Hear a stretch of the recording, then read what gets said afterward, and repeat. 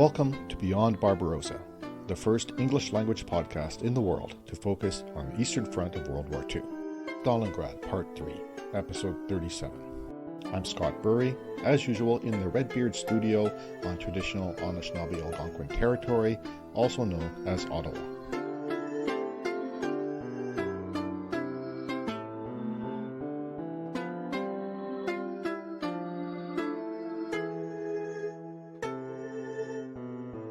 Last episode, I looked at the German drive into Stalingrad for the beginning of that battle, from its initial heavy bombing of the city to the arrival of the panzers in September. It described how the Germans took the heights of Mamayev Kurgan, the huge hill in the middle of the city. The Red Army fought back ferociously, far beyond anyone's expectations, let alone the Germans, and prevented them from using the high ground as a launch pad for artillery. General Zhukov was put in charge of the resistance in the city itself, the head of the 64th Army, and he organized a resistance that, despite all odds and expectations, kept the Germans from reaching the Volga River. Well, partly. For a long time, anyway. The Germans did reach the shore of the Volga and shelled the Soviet vessels crossing the river, ferrying reinforcements and supplies in and the wounded out. The Germans eventually got close enough to the shore of the Volga that they could shell Soviet vessels that were crossing the river, bringing in reinforcements and supplies and carrying out the wounded. By the autumn, Stalingrad was in the depth of the hell of urban warfare. Hell for both sides. The intense isn't even the word for it. The overwhelming bombing of Stalingrad from the very beginning of the assault on the city in August created not only a barely survivable urban warfare hell, it created thousands of hiding places in the rubble for Soviet fighters, anti-tank guns, booby traps, and especially snipers. So in that last episode, we described the first German advance into the south of the city, where 50 Red Army soldiers holed up in the iconic grain elevators, and with a few submachine guns and 2 anti-tank rifles, held off an entire panzer corps for 2 days until they ran out of ammunition and had to withdraw, leaving their wounded behind. What happened soon after is what the world remembers most about the Battle of Stalingrad. The fight for Pavlov's house, the fighting in the factory districts, and the sniper war. So last episode I promised I would talk about Pavlov's house. This is, again, something that people, if they know anything about the Battle of Stalingrad, they've heard of Pavlov's house. So we're picking this episode up with mid-September 1942. At this point, the Red Army holds just a narrow strip of land along the bank of the River Volga. That's all they've got left of Stalingrad. The 42nd Regiment's commander, Colonel Yelin, whom I mentioned last episode in the fighting in the Central Square area, he identified buildings to use as strong defensive points. One was a damaged apartment building between the bank of the Volga and the 9th of January Square. I put a map of the city at this time on the webpage for this episode to help you locate that. It's right into the northern part of the central area. Under these orders, Sergeant Yakov Pavlov and 3 soldiers crawled across a courtyard up to the building and threw grenades into the first floor windows. Any of the Germans who were not killed by the blasts ran away, and that allowed Sergeant Pavlov and his men to crawl inside. There they found some Russian survivors, both military and civilian. They wanted to evacuate the wounded out, but the Germans counterattacked, pinning them down inside the building until the next day. That's when more men from that 42nd Regiment arrived and helped build up the force inside the building. Their commander, Lieutenant Afanasyev, ordered laying mines and barbed wire around the building and trenches to be dug back to the Volga bank for supply and communication. But after just a few days, Lieutenant Afanasyev was wounded, which blinded him. So that left Sergeant Pavlov, aged 24, in control of the building, and that's why it became known as Pavlov's house. With machine guns, anti-tank rifles, mortars, and sidearms, they created a small fortress that commanded a line of sight north, south, and west, defending the Volga bank to the east. Artillery stationed across the river also helped defend it. One of the civilians that Pavlov's men found when they took the building was named Maria Ulyanova, and she stayed on to help defend the building. They held out inside for 2 months, 60 days. According to multiple sources, the Germans attacked several times each of those 60 days. But the Soviets had the advantage of having a really good hiding place that was also elevated above their attackers. Pavlov had one of the anti-tank rifles set up on the roof, and this was especially effective at destroying panzers because this tank's armor on top was relatively thin. And also, the panzers could not raise their cannon high enough to shoot back. I'm sure you're wondering what I wondered when researching this story. Why didn't the Germans bomb Pavlov's house from the air? We're not alone in asking this question. In his book, Enemy at the Gates, William Craig said, quote, "Instead of bringing in planes or artillery to smash the obstacle, the Germans unaccountably continued to attack it head-on and suffered the consequences." End quote. Craig also described this scene from a month into the siege of Pavlov's house, 20th October. Quote, "In their frenzy to hurl every Russian into the Volga, the Germans even went after Yakov Pavlov's stronghold in the relatively quiet central part of Stalingrad. 4 tanks came into Lenin Square." I thought it was called 9th of January Square, but anyway. 4 tanks came into Lenin Square, stopped, and fired point blank into the building. But the wily Pavlov was ready for them. Because the tanks could neither elevate nor depress their cannon at such close range, he had moved some of his men to the 4th floor and others to the cellar. A single shot from his lone anti-tank gun put one enemy panzer out of action, and machine gun fire scattered the German infantry. As the foot soldiers bolted, the tanks skidded back to safety around the corner. End quote. General Chukov, commander of the 62nd Army and thus the Red Army defenders of the city, later said more than once that Pavlov's men killed more enemy soldiers than the Germans lost in taking Paris. Finally, Pavlov's garrison was relieved on the 25th of November with a stronger Red Army unit as part of the greater strategy to trap the 6th Army, but we'll get to that later. Pavlov himself survived the battle, received several honors, including Hero of the Soviet Union, and was elected 3 times to the Supreme Soviet of the Russian Soviet Federation. Antony Beevor said in his book Stalingrad that Pavlov became archimandrite of a monastery. He died at age 63 in 1981.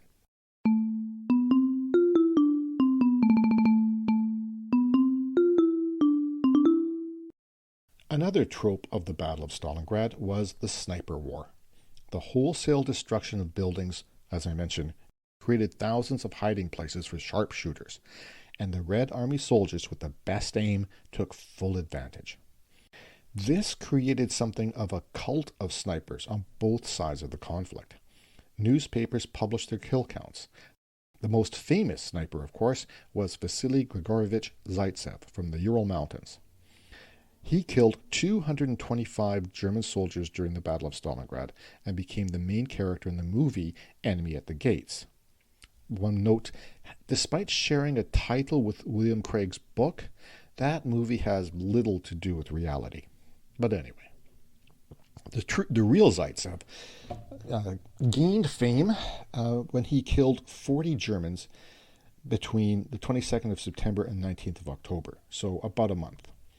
Newspaper reports about this exploit made him famous among the Soviets and the Axis. Over 2 months, from 10th October to 17th December, Zaitsev killed those 225 of the enemy. He became a trainer of other snipers, including one Tanya Chalnova, and they became lovers. So this was one of the accurate parts of that movie. One of his early exploits was to attempt attaching the telescopic sight of his sniper rifle to an anti-tank rifle. With this, he was able to fire a shell directly through the loophole of a German machine gun nest. However, trying to repeat this, he found that the anti-tank shells weren't consistent enough to be reliable for this kind of use, and Zaitsev returned to his trusty rifle.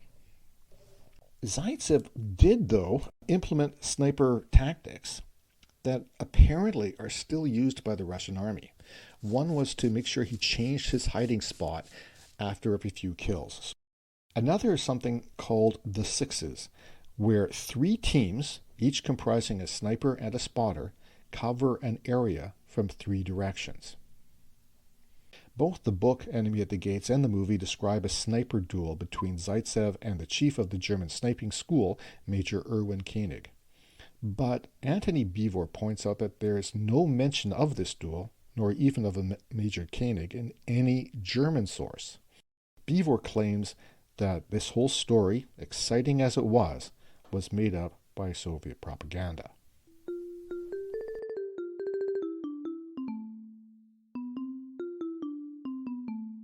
Now, despite being the most famous Soviet sniper, Zaitsev did not have the highest number of kills. That was someone we know today only by his code name, Zikon. He reached 224 kills by the 20th of November and went on to kill even more before the end of the battle.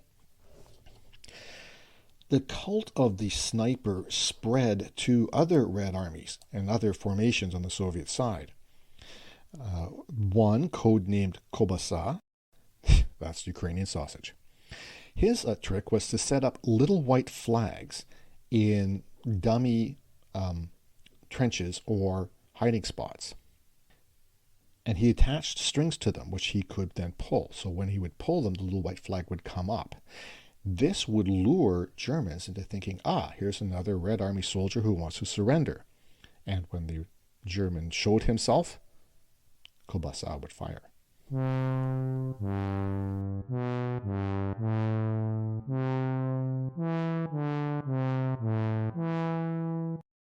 In September, the Germans' focus in the Battle of Stalingrad moved away from that central square and the main ferry landing, train station, north to the factory district.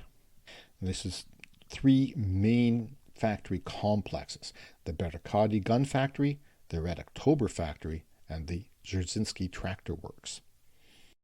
In late September, the 14th Panzer Division tried to move into the tractor factory from the southwest, so coming up from the main part of the city, while the 60th Motorized Division pushed straight eastward.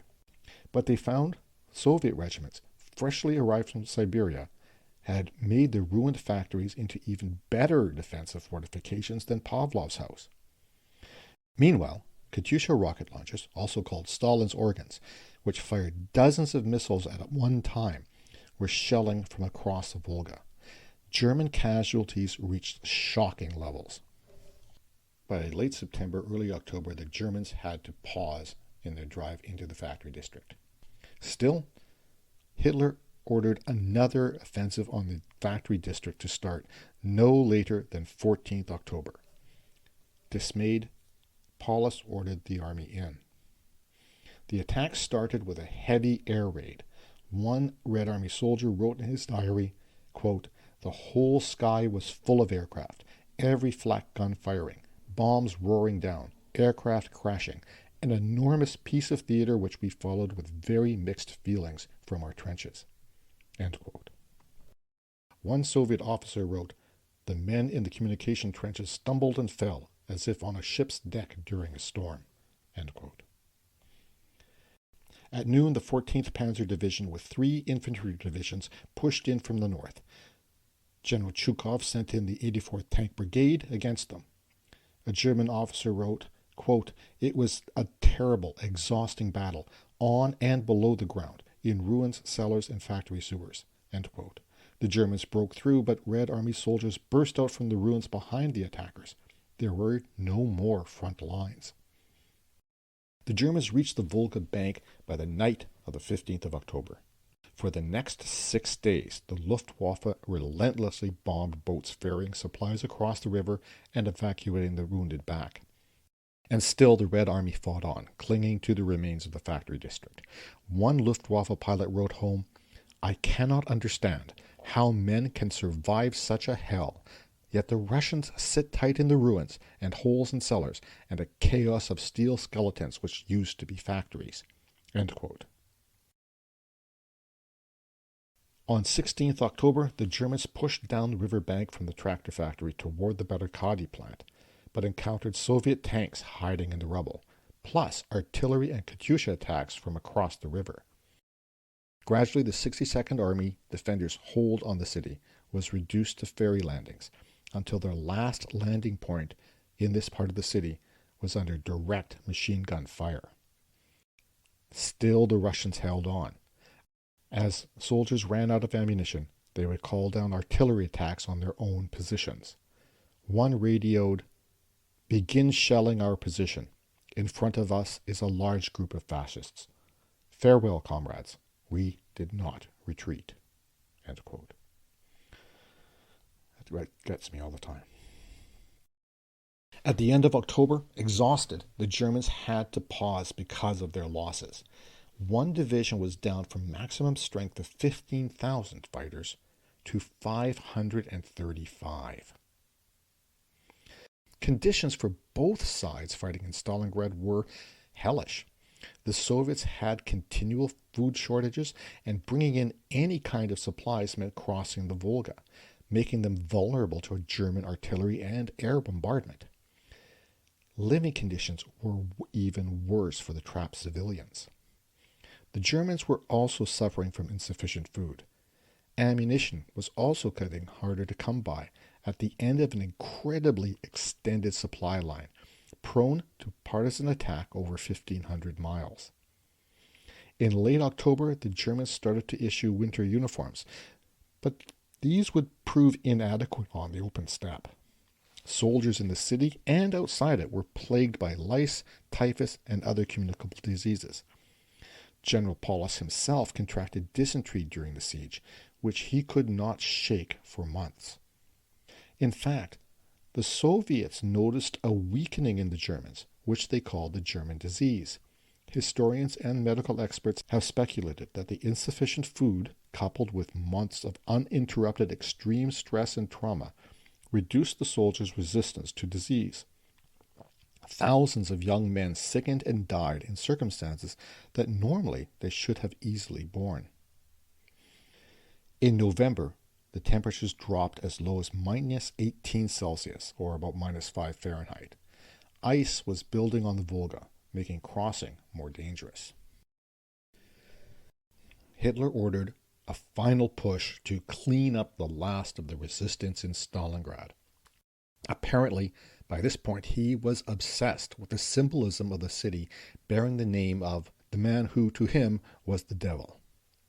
Hitler even ordered that tank drivers should fight as infantry to make up enough numbers. This horrified the tank commanders. Instead of using their valuable, experienced tank drivers, they assembled cooks, medical orderlies, communications people, anyone else to act as cannon fodder and bait for the snipers. Their final assault began on the 11th of November. Paulus, at this point, had only the remains of 6 reduced divisions, but he did have heavy air support, and the Stukas began an incredible air bombardment that lasted all day. The next morning opened with a hurricane of fire, as it was called, from German artillery, followed by infantry who got within 70 meters of the Volga bank. Now we can see the extremes that the Russian people there were experiencing. For example, on 14th November, a large steamer managed to bring over 400 soldiers and 40 tons of supplies into Stalingrad, and they were returned with 350 wounded on board. But the fire from German machine guns and artillery and mortars sank many other vessels, and the passengers froze and drowned in the freezing water.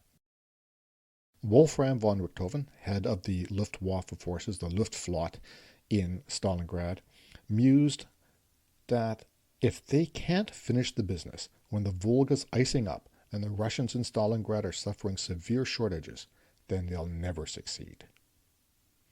Time was against the Germans. The days were getting shorter and the weather colder. Antony Beevor wrote about this point, the very heavy losses in panzer regiments were to prove serious, if not disastrous, within a matter of days. End quote. In mid-November, General von Seydlitz, commander of the 51st Army Corps, reported 42% of my battalions must be considered fought out. End quote. You see, they had lost so many.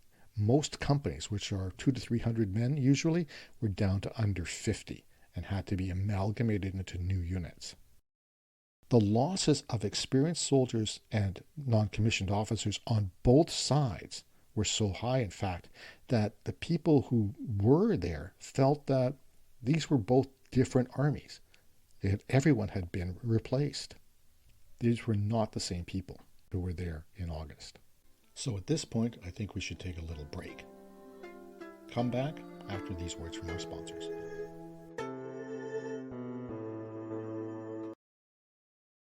Remember, you can support this podcast in multiple ways. Make a monthly or a one-time donation through Patreon. That's patreon.com/BeyondBarbarossa. Through reviews on Apple Podcasts or whatever platform you follow this podcast on. And by telling your friends who are into history and telling your friends who are into history of the Eastern Front of World War II or World War II or history in general. Let them know. BeyondBarbarossa.ca. Did you know that the cappuccino was invented by a Ukrainian? Or that many first names, like Philip and Agatha, were brought to Western Europe by Ukrainian princesses? Or that a Ukrainian was the first female given the rank of officer in a modern army? Well, if you didn't, and even if you did, you can learn more on my podcast, Wandering the Edge, a podcast about Ukrainian history with a spot of travel, and all in English. And if you like Beyond Barbarossa as much as I do, because, well, it makes my life a whole lot easier since I don't have to do any episodes deep diving into the Eastern Front of the Second World War, please take a listen to Wandering the Edge for a deep dive into Ukrainian history, culture, and traditions. Find out more on wanderingtheedge.net. And now let's get back to Scott exploring and explaining the Eastern Front of the Second World War. Thanks for coming back. We're delving deep into the Battle of Stalingrad. So this is the third episode focusing on Stalingrad. And you might be getting the feeling that the Red Army has been doing nothing except clinging on by its fingernails.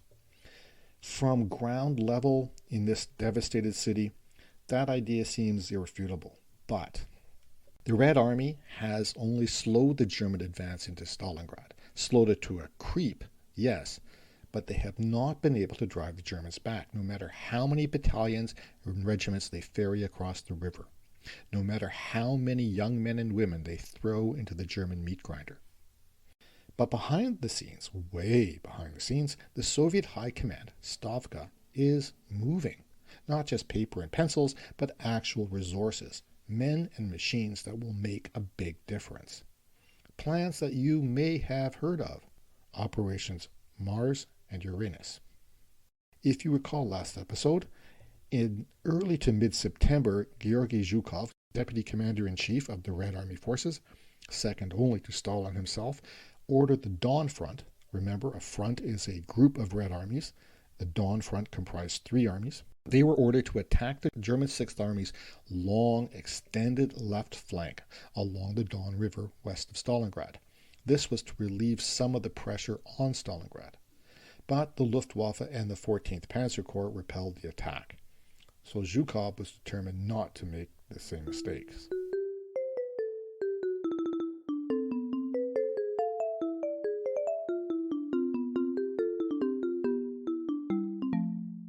Stalin summoned Zhukov and Alexander Vasilevsky, Stavka representative on the Stalingrad front, to the Kremlin to figure out what to do. Zhukov knew he couldn't repeat the mistakes of September. He told his boss that to drive the Germans out of Stalingrad, they needed another full-strength army, supported by a tank corps, 3 armored brigades, and at least 400 howitzers, supported by an air army. Vasilevsky agreed. Stalin said nothing, just studied a map of the areas showing the Red Army's reserves. So Vasilevsky and Zhukov moved to a corner to discuss the situation and agreed that another solution would have to be found. To quote Antony Beevor again, Stalin possessed sharper hearing than they had realized. "And what," he called across, "does another solution mean?" The 2 generals were taken aback. "Go over to the general staff," he told them, "and think over very carefully indeed what must be done in the Stalingrad area." The plan that Zhukov and Vasilevsky came up with was, well, kind of chilling, actually. First, they would hold Stalingrad in a battle of attrition with the Germans, with just enough strength to hold on, but not enough to win. Meanwhile, they would recruit and equip whole new armies and divisions and move them secretly for an attack deep behind the lines and encircle far west of Stalingrad. That meant crossing the Don River, where it was guarded by the 8th Italian and 3rd Romanian armies. This would keep this counterattack far enough away from the 6th Army so it couldn't counterattack. Also, they would have to keep this plan completely secret. Only the 3 men in the room, Stalin, Zhukov, and Vasilevsky, knew about it. It being named Operation Uranus. In late September, Zhukov went to the Stalingrad front and did secret nighttime inspections all along the Germans' right flanks. Not even the drivers knew who he was. Vasilevsky did the same thing along the southern front. So take a look at the map to see what I mean. This apparently was typical of Zhukov. He had to see situations up close. The plan was a huge pincer movement. One overwhelming force would cross the Don River 160 kilometers or 100 miles west of Stalingrad, and another would drive far to the south of the city, and they would meet up encircling the Germans in a huge pocket. So to really grasp this, you should take a look at map 2 on the webpage, showing the army groups on this incredibly long salient from Ukraine to Stalingrad. The German 6th Army under Friedrich Paulus was concentrated in Stalingrad itself. Axis armies protected the extended flanks. On the left or northern side, going in order westward away from Stalingrad, were the 3rd Romanian Army, the 8th Italian Army, and finally the Hungarian Army. The southern flank was held or protected, or anyway stretched out south toward German Army Group A in the Caucasus. One important thing to realize is that the Axis did not actually hold the land up to the banks of the Don River on that left-hand or northern side. The Soviets held important bridgeheads on the south or right bank. This would be key. The Romanians and the Italians just did not have the strength to push up and hold that line along the riverbank. Zhukov's plan was to attack the 3rd Romanian Army across from the town of Serafimovic. The 3rd Army consisted of 10 divisions, men stationed across about 200 kilometers of front, or about 120 miles. When the summer offensive had started, that army numbered about 171,000. But while they had been trained by the Germans, their equipment and battle experience did not come close. That 100-mile distance from Stalingrad meant that the Germans there would not be able to counterattack in time to accomplish anything. Now, let's look at the south, at the 4th Romanian Army. It's in even worse condition than the 3rd. By mid-November 1942, Its 75,380 troops also had to hold about 200 kilometers of front. They were more poorly trained and equipped than their compatriots to the north, and their living conditions, basically tents or just trenches covered with a tarp, were no match for the advancing winter, let alone any attack. Now, how big would this attack be?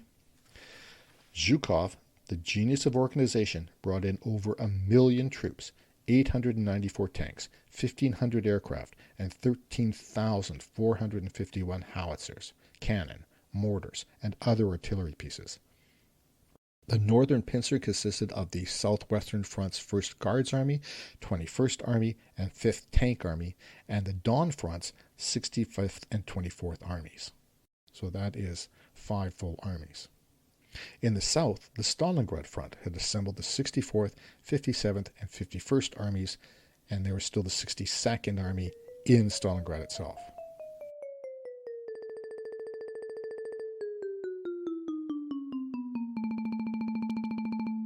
Now, moving this many men and machines around would easily be seen by the enemy, so the Red Army took some extraordinary measures to hide it. Operation Uranus would be the beginning of the strategies of maskirovka and deep operations that became signature of the Soviet operations in the Second World War from here on, and they were highly effective. But there was another advantage to the Soviets at play here, and that was the German predisposition to underestimate their abilities and will to resist. For example, in the summer of 1942, General Halder, Chief of Staff, told Hitler that the USSR was producing 1,200 tanks per month, while Germany was producing 500 per month. The Fuhrer slammed the table and screamed, "Impossible!" Most of the German general staff were also dismissed the USSR's ability.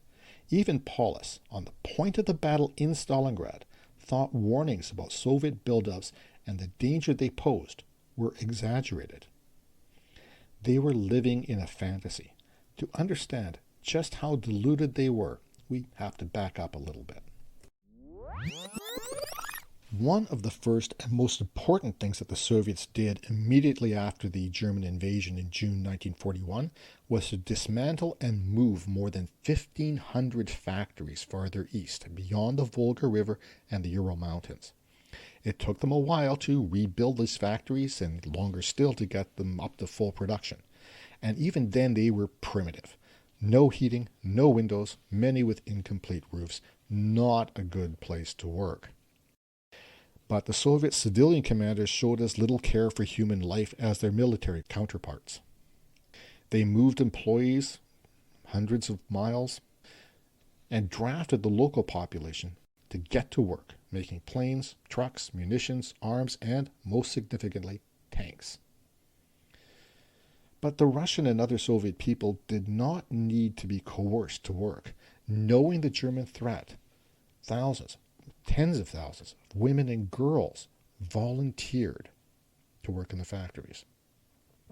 Also crucial in the middle of 1942, and also not fully appreciated by the Germans, was the impact of the Lend-Lease program. By this point, it was in full operation, bringing in clothing, tanks, airplanes, and most importantly, food. American trucks and Willys Jeeps were extremely valued by the Soviet officers. And the food was really the most important part. Millions of tons of American wheat and canned meat. Now, let's take a quick look at that question of production coming from the Soviet factories. Halder's initial report to Hitler in the summer of 1942 of 1,200 tanks per month was an underestimate. In the first half of 1942, Soviet tank production hit 11,000 per month, not 1,500, 11,000. And this rose over the year. So by the end of the year, every month they were producing 13,000 tanks. Aircraft production also hit 15,800 per month by the second half of 1942. Meanwhile, the number of Soviet Red Army regiments, divisions, and whole armies also grew faster and faster. By the autumn of 1942, Zhukov knew he had the resources he needed to make Operation Uranus work. But the next important step was training these new divisions. So as soon as they were formed up, Zhukov sent them to relatively quiet areas of the front, so maybe in the northern part or the facing Army Group Center, for training under fire. This had the further benefit of confusing German intelligence, who suspected a major offensive being planned against Army Group Center. Zhukov persuaded Stalin to bring in his old friend and competitor, as well as one of the few survivors of the Great Purge of the 1930s, to command the Dawn Front, the force that would attack the Germans' left flank, the one and only Konstantin Rokossovsky.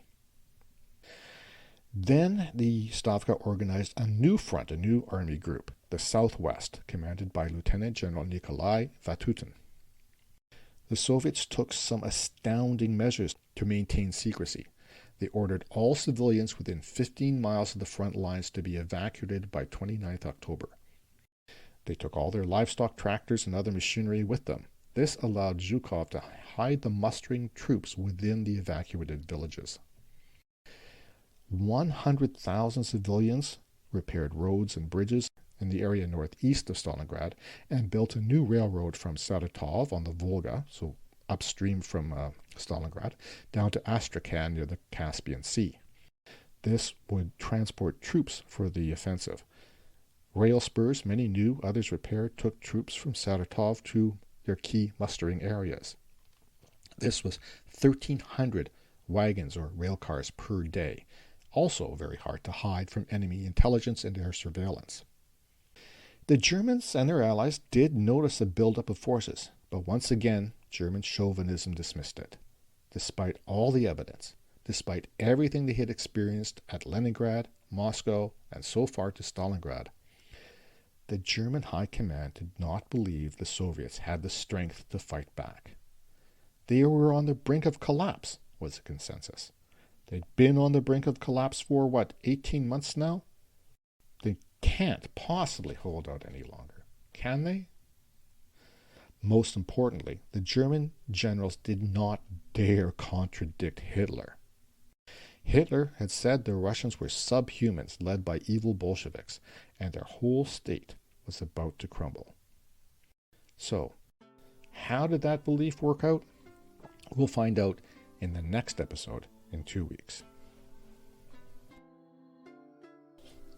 Thank you for listening to Beyond Barbarossa, the podcast about the Eastern Front of the Second World War. For a better understanding of the progress of the war, please see the maps and photos on the website beyondbarbarossa.ca or beyondbarbarossa.podbean.com. You can also listen to the episode on my own website, writtenword.ca. Click on the podcast button in the banner. Thanks to all who have supported the podcast and continue to support it through Patreon and your monthly subscriptions. Until all Ukrainian refugees can return home safely, your financial support goes to charities that help Ukrainian refugees. And once that is over, I'm sure we all hope it's over soon, it's going to go to some better audio equipment and some graphics. Please, if you do like the podcast, consider following it on your preferred podcasting app and giving us a rating on Apple Podcasts, Google Podcasts, Spotify, Stitcher, Podbean, or wherever you listen. That really helps spread the word to others interested in this kind of history. And also, please consider supporting on Patreon yourself. If you find I've made any errors, or if you have a question or a comment, something to share, please reach out by email at contact@beyondbarbarossa.ca or through the Facebook Beyond Barbarossa page. Original music was composed and recorded by Nicholas Burry. I'm Scott Burry. Until next time, keep your paddles in the water. Slava Ukraini.